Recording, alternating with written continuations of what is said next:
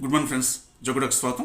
నిన్న సిరియా అధ్యక్షుడు అల్ బషీర్ ఆయన దేశం విడిచి పారిపోయిన ఒక వార్త, లేదు విమానంలో వెళ్తుండగా విమానాన్ని కూల్చివేశారని మరో వార్త, కన్ఫర్మ్ కాని వార్తలు వస్తున్నాయండి. మనం సిరియన్ పాలిటిక్స్ని చూసినట్లయితే గత 14 సంవత్సరాల నుంచి అక్కడ అంతర్యుద్ధం కొనసాగుతుంది. సిరియన్ గవర్నమెంట్కి మీకు Russia, Iran, Hezbollah group support చేస్తుండగా తిరుగుబాటుదారులకి అమెరికా సపోర్ట్ చేస్తుందండి.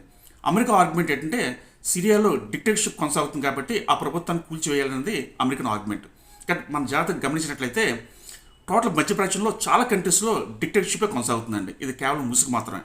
ఇక్కడ అల్టిమేట్గా ఏంటంటే అమెరికాకి వ్యతిరేకంగా ఎవరున్నా సరే వాళ్ళు ఎక్కువ కాలం కొనసాగడం చాలా కష్టం అండి.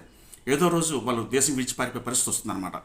కాబట్టి ఈ టోటల్ ఎపిసోడ్లో మనం అర్థం చేసుకోవాల్సింది ఏంటంటే అమెరికాతో మంచి రిలేషన్ మన భారతదేశానికి చాలా అవసరం అండి. అమెరికాకి వ్యతిరేకంగా వెళ్ళడం వల్ల మనం పొందే లాభం కన్నా నష్టం ఎక్కువ. వరల్డ్ పాలిటిక్స్ మనం గమనించినట్లయితే ఇక్కడ న్యాయం, ధర్మం ఉండవండి. ఓన్లీ పాలిటిక్స్ మాత్రం ఉంటాయి.